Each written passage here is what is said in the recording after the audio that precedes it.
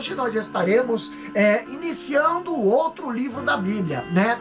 Hoje iniciaremos a carta do apóstolo Paulo aos Tessalonicenses. Então, vamos estar lendo a palavra do Senhor. Convido você para abrir a sua Bíblia em Atos, capítulo 17, versículo 1 até o 9.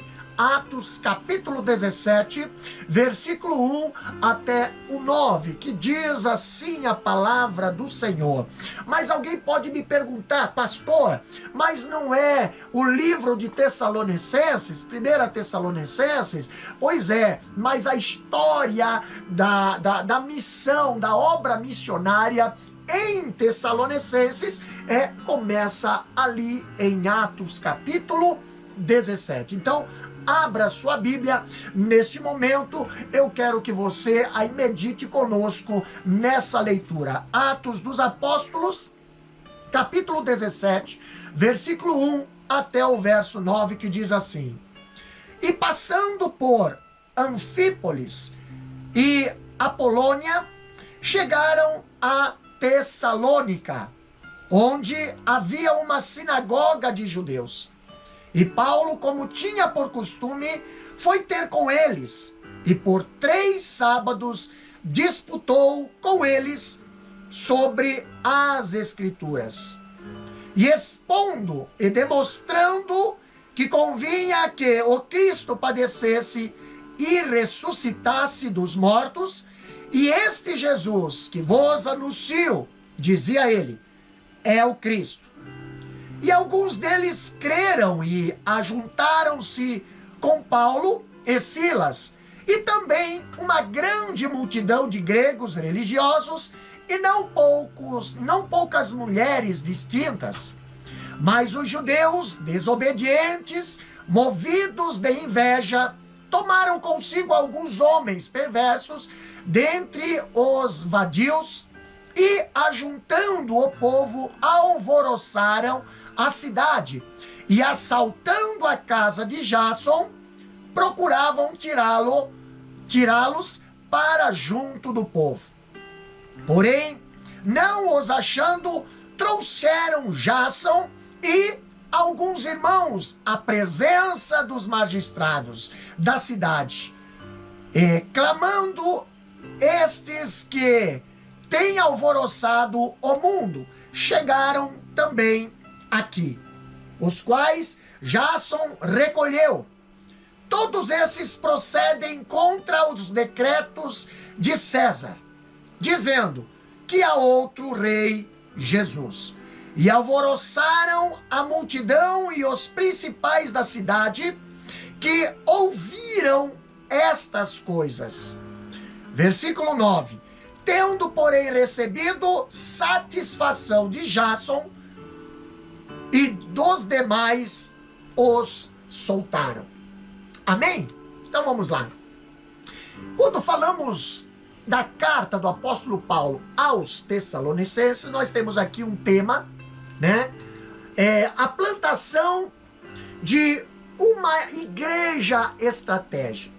Então, quando nós vemos aqui, né, o evangelho chegando a Tessalonicenses.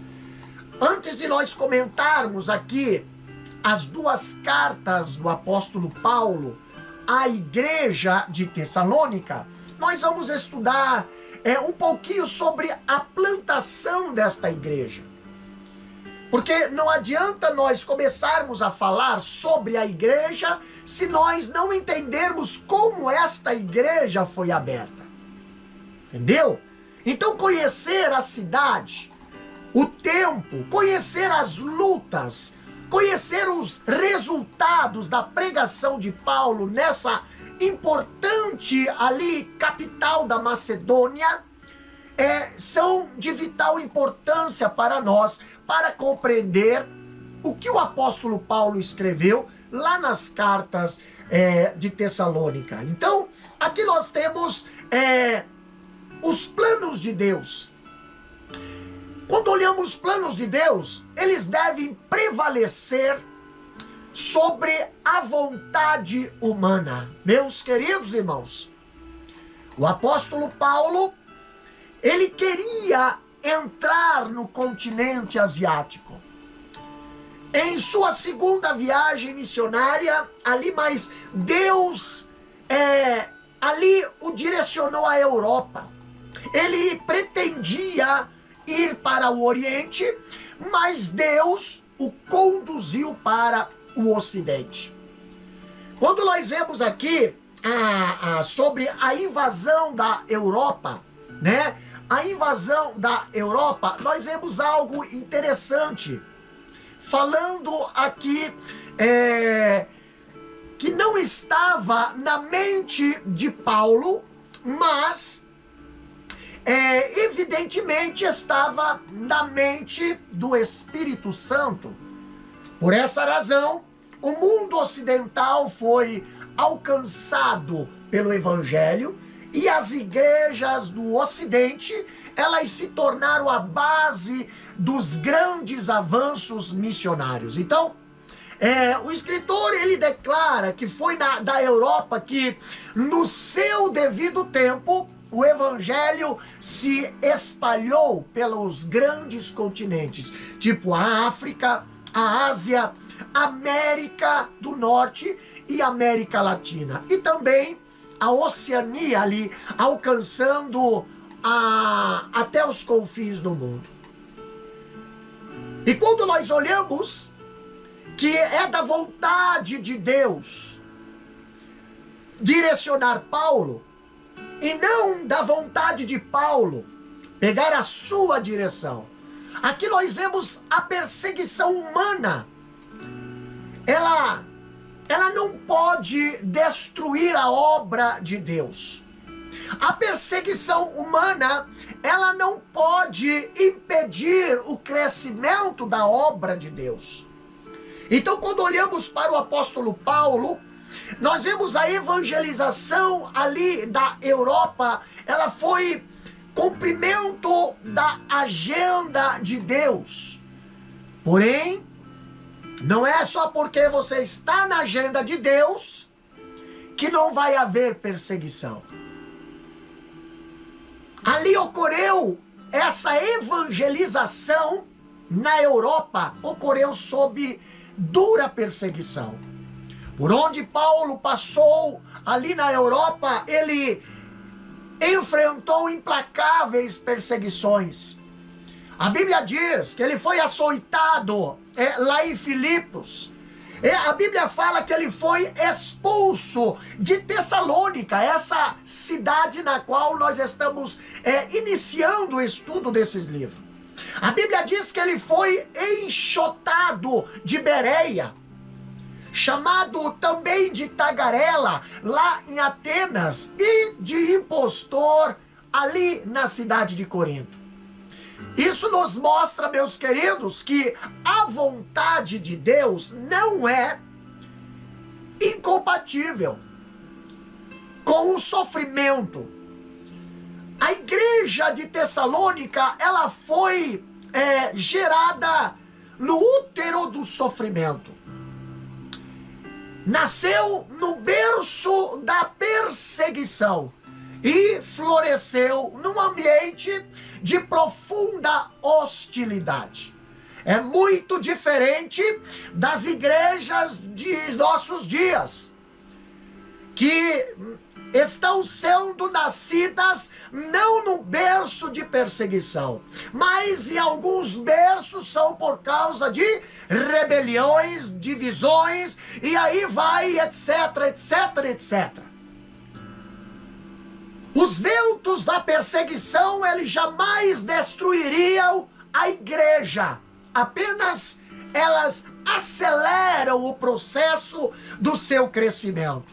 Queridos, quando falamos sobre a perseguição, nós vemos que quando Deus se manifesta, a igreja, ela se fortalece com rapidez.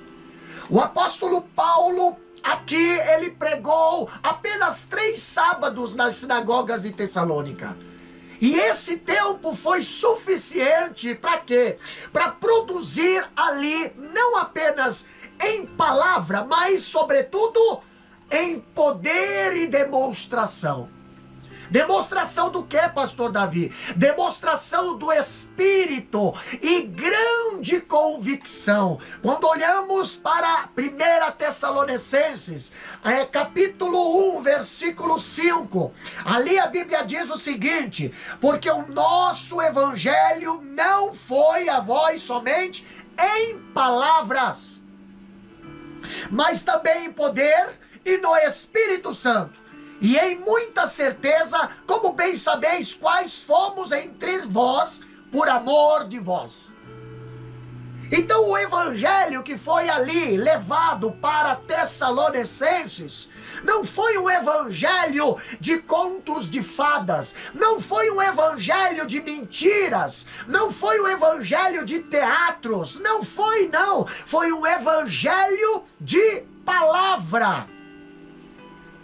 Ali os corações foram atingidos e as vidas foram transformadas, pastor. Com o quê? Com palavra. 1 Tessalonicenses capítulo 1, versículo 9. Ali nós vemos a Bíblia dizendo: porque eles mesmo anunciam a nós qual a entrada que tivemos para convosco, e como dos ídolos vos convertestes a Deus, para servir ao Deus vivo e verdadeiro. Engraçado que nesses últimos dias há um evangelho sendo pregado. As igrejas até algumas estão cheias, mas não há libertação do pecado, não há conversão para Deus de verdade. Há um convencimento, mas aqui nós vemos o apóstolo Paulo chegando em Tessalônica, e através da palavra do Senhor, ali vidas se converteram a Cristo, tornaram-se crentes modelos para os demais. Meus queridos irmãos, algumas conversões hoje não está sendo mais modelo para os demais. Olha o que a Bíblia fala em 1 Tessalonicenses capítulo 1, versículos 7 e 8. Ali diz: de maneira que foste exemplo para todos os fiéis na Macedônia e Acaia. Que mais? Versículo 8. Porque por vós soou a palavra do Senhor, não somente na Macedônia e Acaia, mas também com todos os lugares a vossa fé para com Deus se espalhou, de tal maneira que já dela não temos necessidade de falar coisa alguma. O testemunho dessas pessoas já era uma pregação. O testemunho dessas pessoas não era dita pela boca deles, não era ostentada pela sua boca, pela sua própria boca, não. O testemunho desses missionários que chegaram em Tessalônica, olha o que a Bíblia diz: já chegaram, o testemunho já vinha na frente. O testemunho de Paulo já era contado ali na cidade. Então, muitas pessoas ali se convertiam por causa do testemunho. E em um curto espaço de tempo, meus queridos, eles se tornaram firmes na fé, sólidos no amor e robusto na esperança. Agora eu vejo que a Bíblia diz que mesmo sob ameaça e atroz perseguição, aquela igreja plantada ali às pressas, aquela igreja plantada ali debaixo de sofrimento, ela tornou-se uma agência de evangelização para todas as demais regiões. Sim, no versículo 8 nós vemos isso. E ao examinar Atos capítulo 17, versículo 1 ao 9, aqui nós vemos algumas lições importantes. Primeiro, nós encontramos aqui a estratégia de Paulo. Qual foi a estratégia de Paulo? A estratégia de Paulo, estratégia missionária que Paulo teve. Atos capítulo 17, versículo 1 diz: e passando por Anfípolis e Apolônia, chegaram a Tessalônica, onde havia uma sinagoga dos judeus. Acompanhe aí na sua Bíblia. Paulo não era apenas um pregador. Ele era também um sábio estrategista. Na sua primeira viagem missionária, ele concentrou-se ali exclusivamente em Chipre e na Galácia. E quando olhamos na segunda viagem, ele dedicou-se à evangelização das províncias ali da Macedônia e Acaia. E também, logo depois, na terceira viagem missionária, ele concentrou-se em Éfeso, na província da Ásia Menor. E aqui, meus queridos, é importante nós ressaltarmos que em todas essas viagens, Paulo incluiu a capital em seu trajeto. Tessalônica, a capital da Macedônia. Coríntio, a capital da Acaia. E Éfeso, a capital da Ásia. Então, além disso, nós vemos que Paulo, ele iria escrever a cada uma daquelas igrejas nessas capitais. Ou seja, as suas cartas aos Tessalonicenses, aos Coríntios e aos Éfesos, ou aos Efésios, né? Então o apóstolo Paulo aqui, ele entrou na Europa por orientação do Espírito Santo. O apóstolo Paulo não entrou na Europa por interesse financeiro. O apóstolo Paulo não entrou na Europa para ali dizer, estamos na Europa, conquistamos a Europa. Não, o apóstolo Paulo não entrou na Europa para depois ficar ali ostentando. Negativo. O apóstolo Paulo não entrou na Europa por vontade própria. Não, pastor. O apóstolo Paulo entrou na Europa por orientação do Espírito Santo. Mas ele tinha também discernimento para fazer as melhores escolhas estratégicas ali na obra missionária nesse continente. Sim, porque aqui nós vemos por essa razão, ele viajando pela grande via expressa ali, a via de Egnátia, né? Egnátia, ele passou por várias cidades da Macedônia, como, por exemplo, aqui a Bíblia diz, né?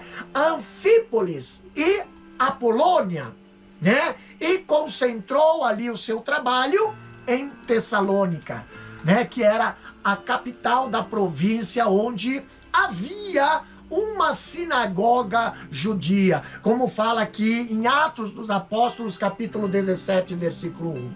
Então, meus queridos, de todas as cidades desta artéria, havia Egnátia, né? Essa via ali, de todas as artérias, nós vemos que Tessalônica era a maior e a mais influente. Ali, situada no atual Golfo de Salônica, ali foi edificada na forma de um anfiteatro nas colinas do fundo da baía, né? E não que Paulo ali julgasse essas duas primeiras cidades indignas do evangelho, mas compreendia ali que se Tessalônica fosse alcançada, o evangelho poderia ali irradiar-se dali para as outras regiões. Então era uma cidade estratégica. Paulo assim não estava sendo preconceituoso, nem fazendo acepção de pessoas. Não, ele estava sim sendo estratégico. Quando nós vemos aqui que a chegada do cristianismo a Tessalônica, ela foi um fato de suma importância. Por quê?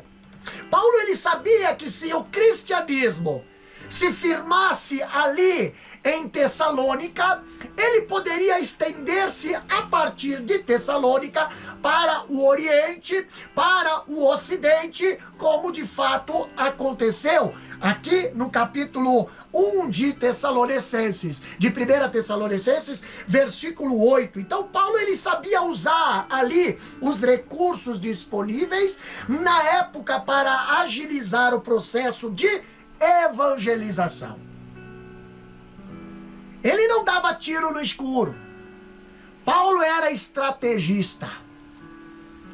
E essa viagem de Paulo a Tessalônica, aqui nós vemos uma importância dessa viagem via Egnátia, que é aquela via, né? Aquela estrada romana. Essa estrada romana, essa grande estrada romana, a via Egnátia, começava em Neápolis e passava por Filipos e Anfípolis, né? Como diz Atos 16, versículo 12, aqui diz: e para Filipos, que é a primeira cidade desta parte da Macedônia, e é uma colônia.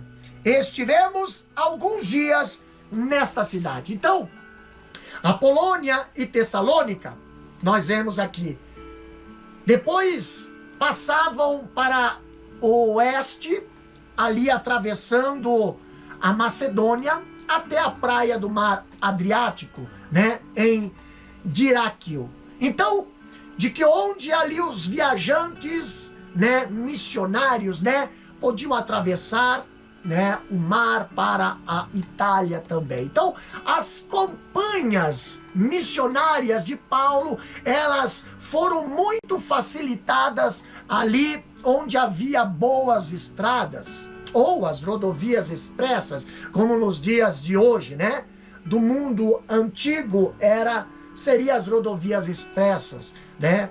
Daquela época. Para que ajudar no seu progresso nas viagens, nós vemos os missionários, eles viajavam ali, viajaram 53 quilômetros para Anfípolis, depois 43 quilômetros para Apolônia e 56 quilômetros para Tessalônica. Então, quando nós vemos o apóstolo Paulo, ele costumava ministrar nas cidades maiores e transformá-las em centro de evangelismo a toda a região. Então, a Bíblia nos conta em Atos, capítulo 19, versículo 10 e versículo 26, e também aqui em 1 Tessalonicenses 1 e 8, nós vemos que a cidade de Tessalônica, ela era uma cidade estratégica, ela era a capital macedônica, entendeu? Era também um importante centro comercial, só comparado ali à cidade de Coríntio. Então ali ficava um dos mais importantes portos da época. E ali ela comandava o comércio marítimo ali pelo mar Egeu, e terrestre também, o comércio terrestre pela via Egnátia, né? Que era aquela via expressa que existia naquela época, né? Aquela estrada romana. Então, também nós vemos que por Tessalônica passava diversas rotas comerciais. E aqui nós vemos que o Espírito Santo, ele escolheu essa cidade como base a partir da qual o evangelho poderia irradiar para muitas outras direções. Então, o nome original dessa cidade, né, era Thermae, que significa fontes quentes. Então, 600 anos antes, nós vemos a história contar, né? Heródoto, ele já a descrevia como uma grande cidade. Foi aqui que Xerxes, o persa, ele estabeleceu a sua base naval ao invadir a Europa. E também quando olhamos na história, em 315 a.C., nós vemos Cassandro, ele reedificou a cidade e colocou nela o nome de Tessalônica, em homenagem ali à sua mulher, né? Filha de Filipe da Macedônia e irmã de Alexandre Magno. Então, Tessalônica, como Filipos, era uma cidade antiga que recebera ali nova vida na era helenística. Então os romanos, eles fizeram dela uma cidade livre, ali a partir de 42 a.C. E ela possuía os direitos garantidos de governo próprio nos padrões gregos, mais que romanos. Então, jamais ali as tropas romanas haviam cercado essa importante cidade. Essa cidade, ela mantinha a sua própria Assembleia Popular e também ela mantinha seus próprios magistrados. Quando olhamos para a população desta cidade, ela era naquela época estimada em 200 mil habitantes aproximadamente, e durante um tempo ela chegou até rivalizar com a Constantinopla, né, como candidata ali à capital do mundo. Então, como já disse ali, né, pela Via Egnatia, nós vemos que a cidade de Tessalônica, ela ligava o Oriente e o Ocidente. Ela ficava na entrada do Império Romano. Então, em virtude desse fato, nós vemos, é impossível exagerar a importância da chegada do cristianismo a Tessalônica. Paulo, aqui, ele sabia que se o cristianismo conseguisse se estabelecer em Tessalônica, ele se estenderia ao Oriente pela Via Egnatia e até conquistar toda a Ásia. E pelo Ocidente, chegaria também até a cidade de Roma. Então, o advento ali do cristianismo em Tessalônica foi ali um passo crucial na transformação do cristianismo em religião mundial. Então, quando falamos da história da cidade de Tessalônica, a história do evangelismo em Tessalônica, essa cidade ali de Tessalônica, ela sobreviveu aos embates do tempo, foi a segunda maior cidade nos dias do Império ali bizantino, e também quando olhamos em 390 depois de Cristo, ela foi palco de um grande massacre, quando ali o imperador Teodósio, o Grande, né, mandou ali massacrar mais de 7.000 de seus cidadãos. Então, a cidade, ela desempenhou papéis importantes ali nas cruzadas. Ela passou a um governo otomano em 1430, né? E de 1439 até 1912, ela ficou com os turcos. E quando olhamos depois em 1912, ela foi tomada de volta pelos gregos.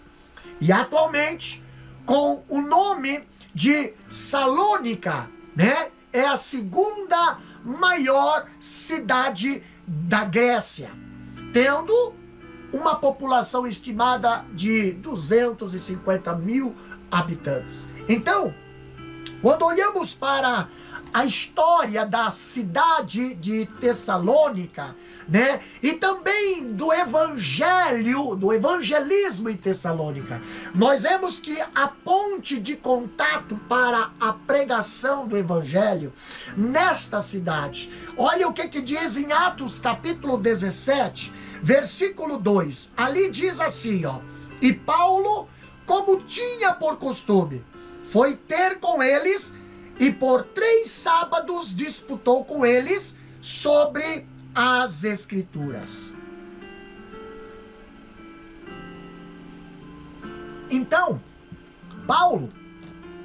O apóstolo Paulo, ele escolheu a Tessalônica não apenas por sua localização geográfica. O apóstolo Paulo não escolheu Tessalônica pela sua importância econômica e política, não. Mas ele escolheu Tessalônica também por sua conexão religiosa. Naquela grande centro ali da cultura grega e também da cultura romana, havia uma sinagoga dos judeus. E é motivo de surpresa a existência de uma sinagoga em Tessalônica. Mas por que, pastor Davi? Visto que seu forte comércio atrairia a colônia judaica. Então essa sinagoga era uma ponte de contato para a pregação do evangelho. Antes de Paulo, Jesus já tinha usado a sinagoga como ponte de acesso para o ensino das escrituras e também para testemunho do evangelho. Se nós olharmos em Lucas, capítulo 4, versículo 16, acompanha na sua Bíblia ali, ó. Lucas, o Evangelho de Lucas, capítulo 4, versículo 16, diz bem assim, ó. E chegando a Nazaré, onde fora criado, entrou num dia de sábado, segundo o seu costume, na sinagoga, e levantou-se para ler. Paulo tinha o costume de usar as sinagogas como ponto de partida para atingir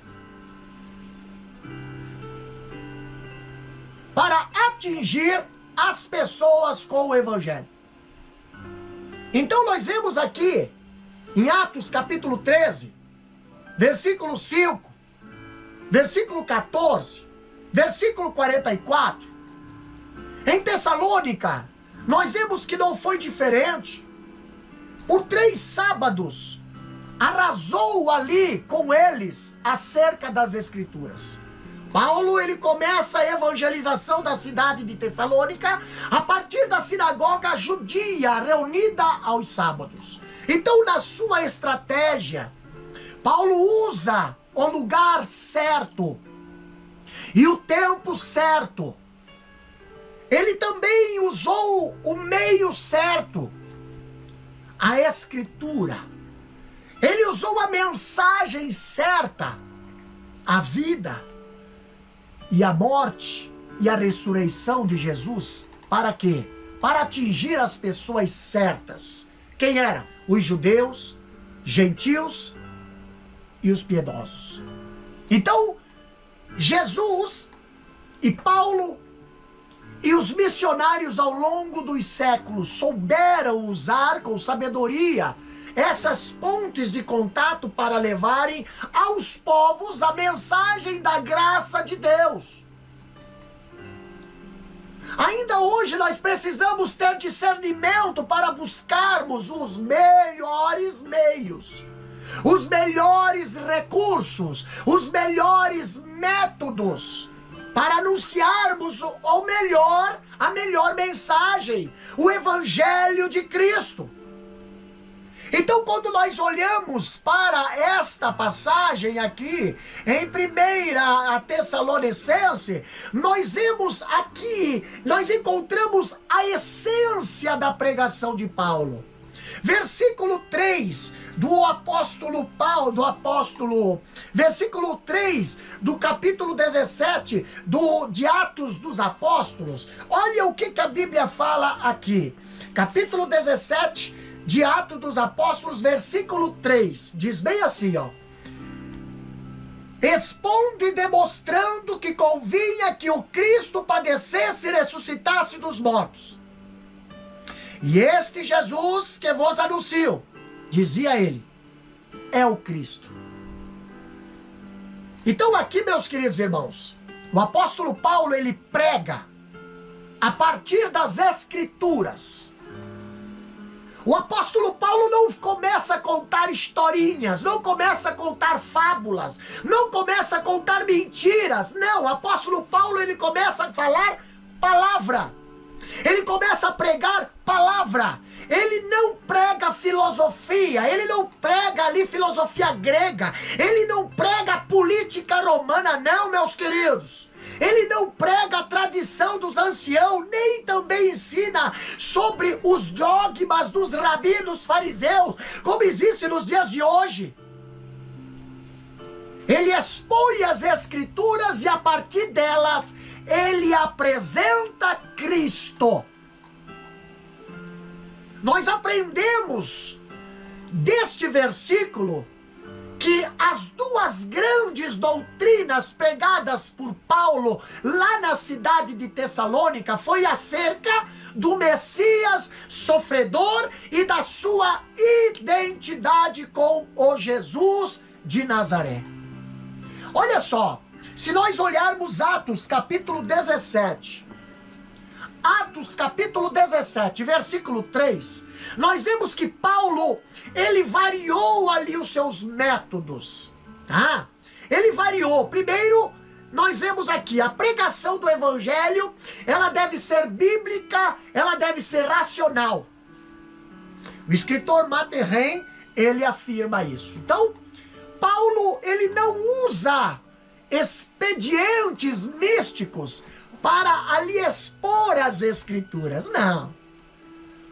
Ele apenas apela para a razão dos seus ouvintes. Ele se dirige à mente deles e desperta o seu entendimento.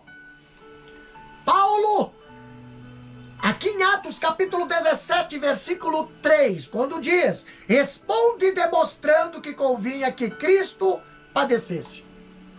Paulo, ele identificou o Jesus da história com o Cristo das Escrituras, enquanto hoje a gente vê alguns que se dizem, né, teólogos liberais, eles tentam criar um abismo entre o Jesus histórico dos evangelhos e um Cristo místico da teologia e da experiência cristã. Paulo, ele apenas expôs as escrituras. E aqui nós vemos 4 verbos, descrevem aqui, né, a pregação de Paulo lá na sinagoga de Tessalônica. E o primeiro verbo aqui, no capítulo 17, versículo 2, ali diz que ele arrasou, né? Arrasou. Em outras traduções fala disputou. Então aqui nós vemos Paulo, ele dialogou com eles por meio de perguntas e respostas. A palavra grega aqui empregada no seu termo, né? Ela deu o termo dialético, que nada mais era do que ensinar, discutindo por meio de perguntas e respostas. Agora, o segundo verbo que nós encontramos aqui na mensagem do apóstolo Paulo, compartilhe aí esse vídeo aí. Seja usado por Deus aí para compartilhar esse estudo bíblico. O segundo verbo que Paulo usou aqui está lá no capítulo 17, versículo 3 de Atos. Ele expôs a palavra. Expôs a palavra. Está aqui. Expondo a palavra. Ou seja, ele explicou para eles o conteúdo do evangelho. Irmãos, o que mais está faltando hoje é ensino bíblico. As igrejas estão virando centro de atrações. As igrejas estão virando centros de eventos, mas elas não estão mais interessadas na explanação e no ensino das Escrituras. Mas Paulo aqui, quando chegou em Tessalônica, ele não perdeu tempo com outras coisas. Ele expôs as Escrituras. Pregar é explicar as Escrituras e também aplicá-las ela. Então, quando nós vemos o pregador, ele não cria a mensagem, ele apenas a transmite. Por quê, pastor? Porque a mensagem emana das Escrituras. Ela já está pronta. Deus não tem nenhum compromisso com a palavra do pregador, mas com a sua palavra. A palavra de Deus ele vela, mas a minha palavra não. Então a palavra de Deus, e não a do pregador, é que tem garantia de que não volta para ele vazia. Hoje nós vemos muitos espetáculos em cima dos púlpitos. Hoje nós vemos muito showman em cima dos púlpitos. Mas a palavra que Deus está mandando pregar não está sendo ensinada. Por quê, pastor? Porque não está havendo mais arrependimento de pecado. Não está havendo mais libertação de vidas. O povo está indo e voltando e está permanecendo na mesma situação que estavam lá no mundo. E é preciso aqui fazer uma exegese sadia, ou seja, tirar do texto o que está realmente nele e não colocar ou impor ao texto o que ele não está afirmando. Então Paulo aqui, no capítulo 17, versículo 3, ele expõe a palavra. Vocês estão me entendendo? Ele expõe a palavra. E quando você expõe a palavra, pastor, qualquer um entende. Outra coisa que Paulo fez ainda aqui no versículo 3, além de expor, além de dialogar, ele demonstrou que Jesus é de fato o Messias. Aqui o termo demonstrar, ele vem da palavra paratetitemi, que quer significar colocar lado a lado ao apresentar evidências, né? Então ele demonstrou aqui, de fato, o Messias, que Jesus é o Messias. E isso se refere à exposição de Paulo, que consistia em colocar o cumprimento ao lado das profecias. O que Paulo estava fazendo ali, pastor? Paulo simplesmente estava colocando as profecias e mostrando o cumprimento. Profecias, cumprimento. Profecias, cumprimento. Outra coisa que Paulo fez também, ainda no versículo 3, ele anunciou a morte e a ressurreição de Cristo. Paulo, ele se empenhava em anunciar Jesus. Em outras palavras, ele contou ali a história de Jesus de Nazaré. Ele contou ali o seu nascimento. Paulo, ele contou ali a sua vida, o seu ministério. Paulo, ele contou a sua morte. Paulo, ele contou a sua ressurreição. Paulo, ele contou a sua exaltação e a dádiva do Espírito Santo. O seu reino presente, e também Paulo contou a sua volta. Paulo contou ali também a oferta da salvação e o anúncio do julgamento. Sim. E aqui não há motivos para duvidar de que Paulo tenha dado um relato completo da carreira ali salvífica de Jesus, do começo ao fim. Quando nós olhamos no capítulo 17 de Atos, versículo 3, Paulo ainda ele faz mais uma coisa na mensagem dele. Paulo, ele não mudou a mensagem, pastor. Paulo, ele não mudou a mensagem. Tem gente que muda a mensagem. Tem gente que dependendo aonde vai, ele muda a mensagem. Por quê? Porque ali não pode pregar contra adultério, porque ali não pode pregar contra isso, porque ali não pode pregar contra bebida, porque lá não pode pregar. Irmão, Paulo não mudou a mensagem. Paulo não mudou a mensagem. A pregação de Paulo em Tessalônica foi cristocêntrica. Ele falou sobre a morte, ele falou sobre a ressurreição de Jesus, o Cristo. Então nós vemos que a morte e a ressurreição de Cristo, eles são o âmago da mensagem cristã.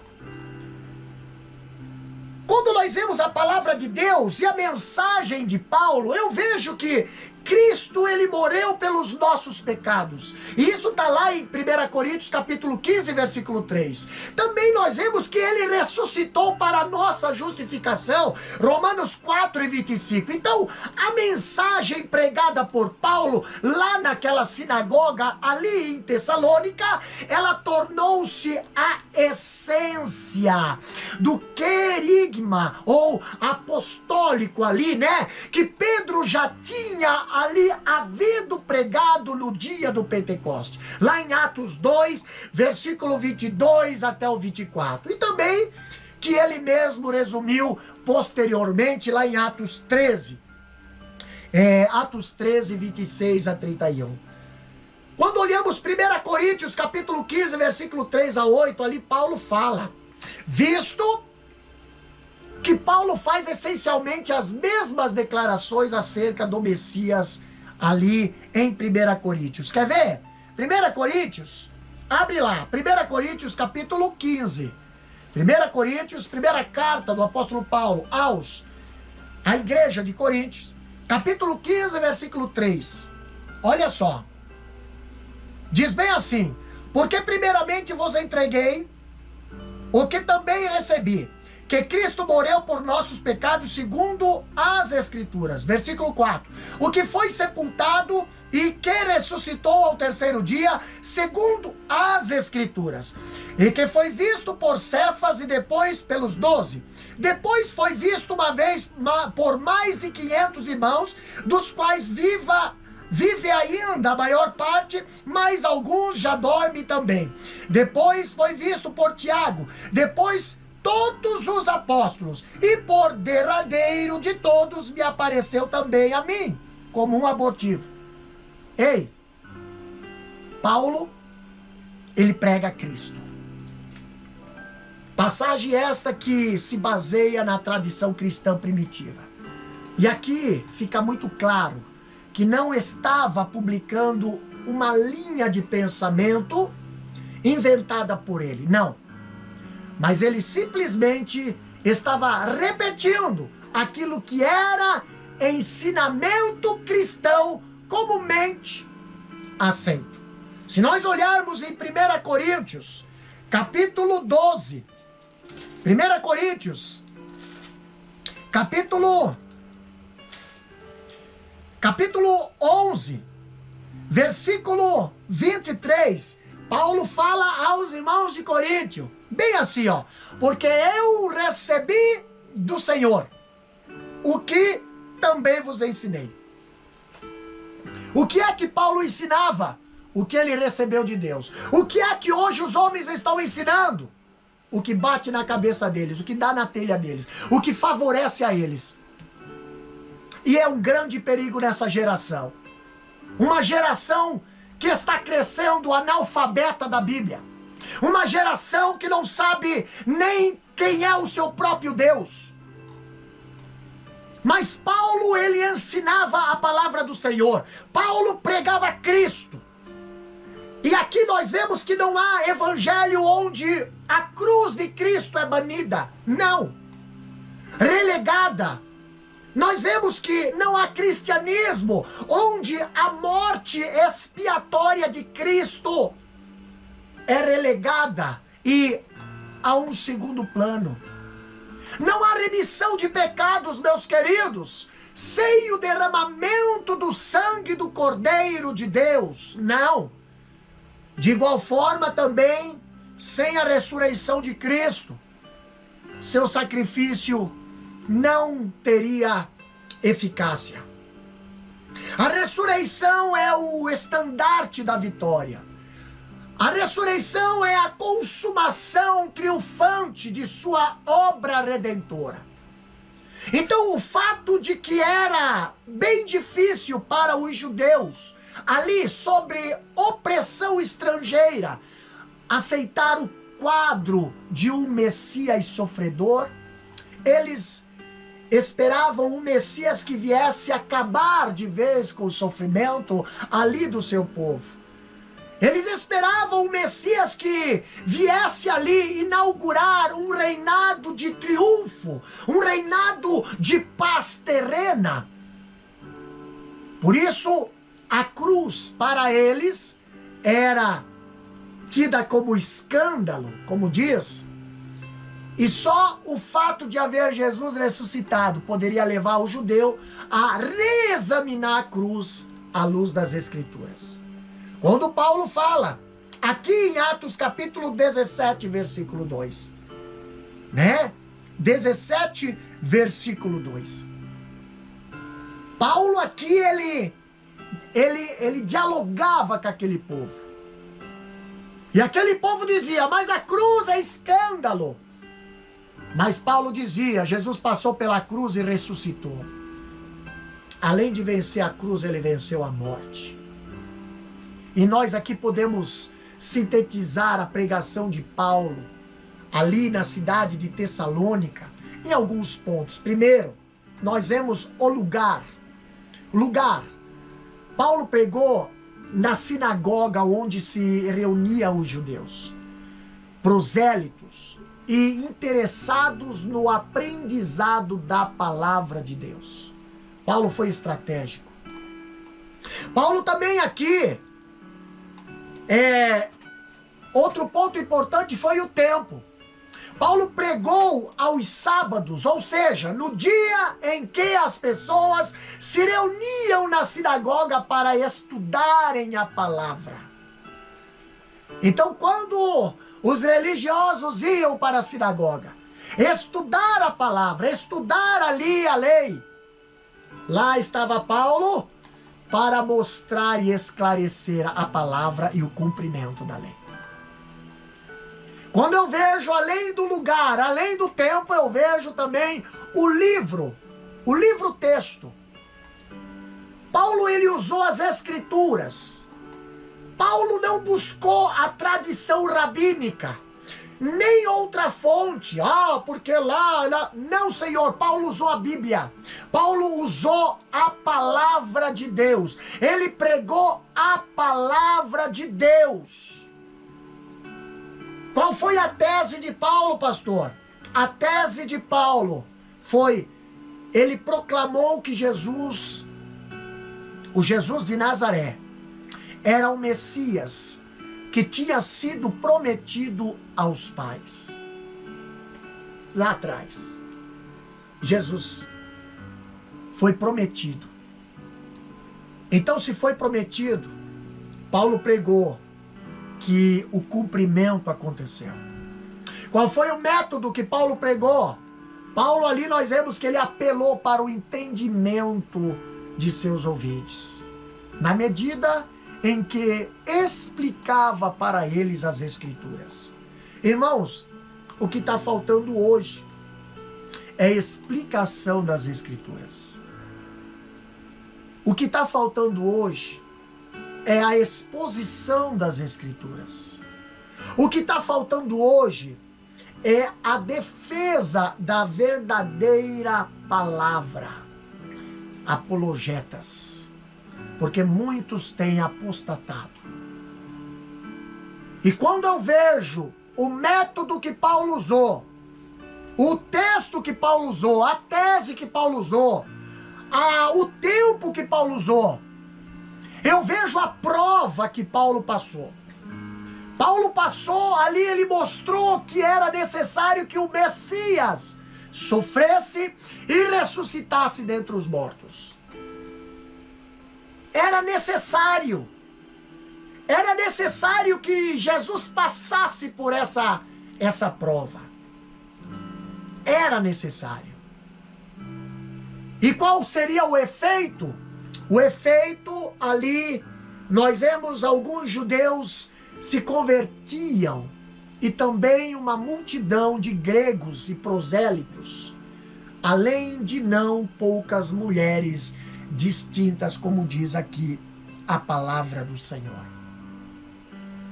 Então, meus queridos irmãos, para nós concluir esse estudo, aqui, esse primeiro estudo das cartas que Paulo escreveu aos Tessalonicenses, para que haja conversão, é preciso haver explanação da palavra.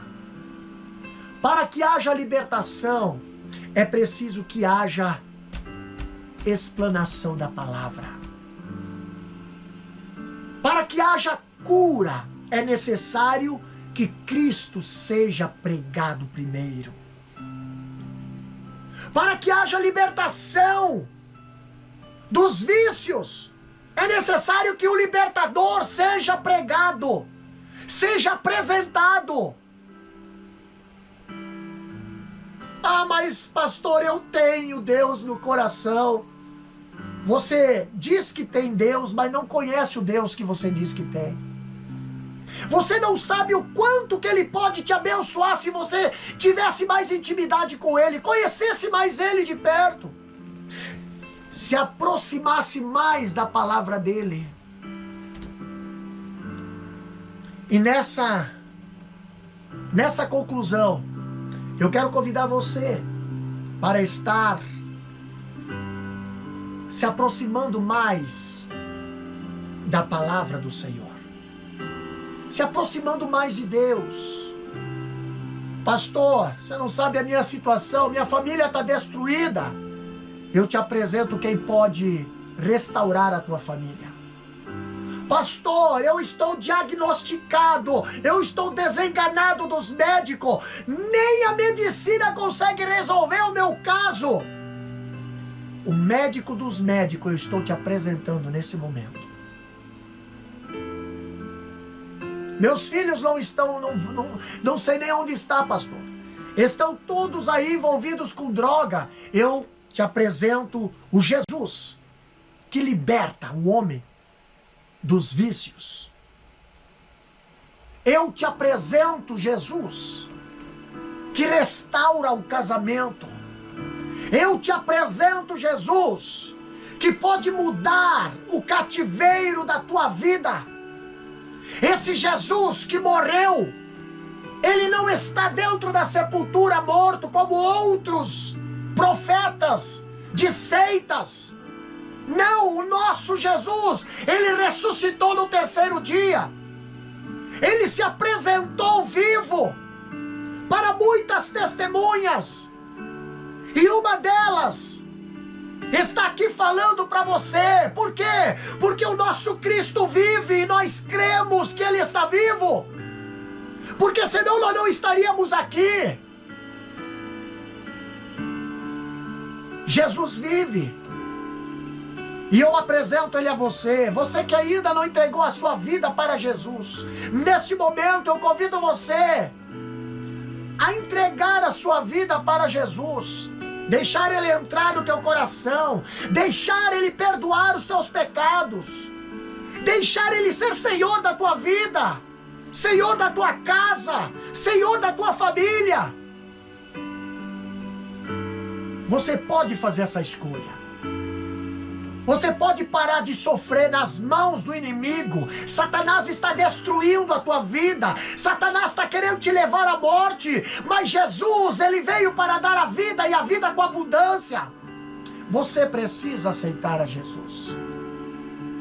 Você que está afastado da casa do Senhor, desviado, você que se afastou, não interessa o motivo que você se afastou, Jesus, ele quer você de volta na casa dele.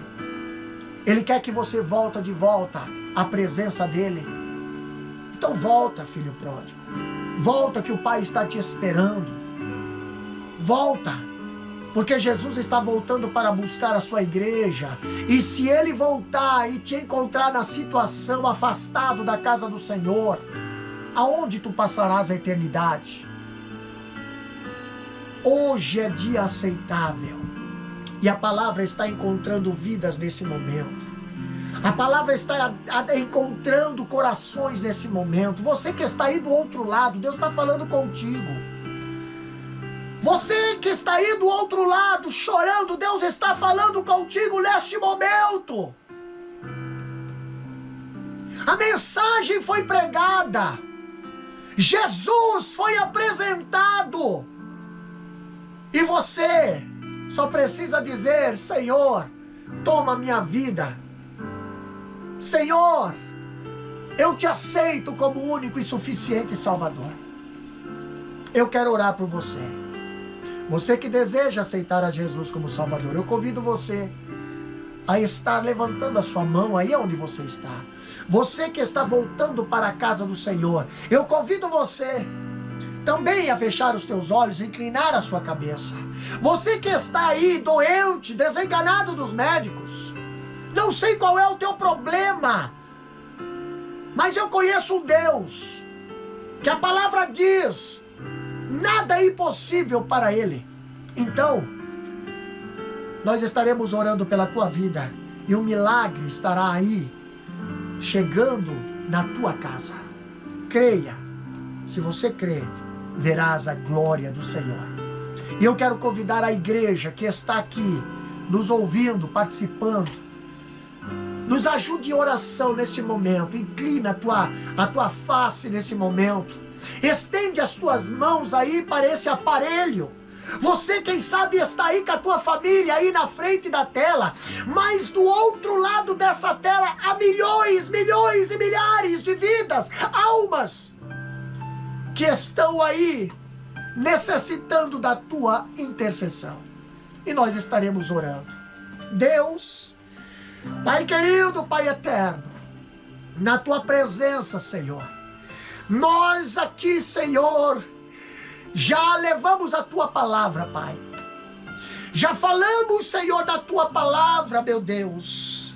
Já pregamos aqui, Senhor, que é a tua palavra que salva, que é o Espírito Santo que convence, que é, Senhor, a tua palavra que liberta. E a tua palavra, Senhor, nesta noite, nesta manhã aí no Brasil, ela chegou a corações, Pai querido. Ela teve aceitação em vidas, Pai. Pai Santo, aí do outro lado desta tela, há uma vida, Senhor, há uma família, há, Senhor, uma pessoa, uma mãe, um pai, um filho, uma esposa, um esposo. Deus querido, tu conheces a necessidade, tu conheces a dificuldade, tu conheces a circunstância, Pai, mas tu és, Senhor, o Deus poderoso. Entra com providência neste momento, vai ao encontro dessas vidas, Senhor. Opera milagre, meu Deus querido. Repreende o câncer, repreende, Senhor, a veia entupida, repreende, Senhor, o derrame, repreende, Senhor, o vírus, repreende, Senhor, toda a infecção, toda a depressão, todo o mal-estar, repreende, Pai querido, para que o teu nome seja glorificado, meu Pai. Também, Senhor, essas vidas que estão entregando suas vidas para ti neste momento, Pai Santo, perdoa os seus pecados, escreve o seu nome no livro da vida, Senhor, recebe-os, Pai, na tua presença. Deus querido, também recebe, Senhor, as pessoas que estão, Pai Santo, regressando, se reconciliando contigo neste momento. Perdoa, Senhor,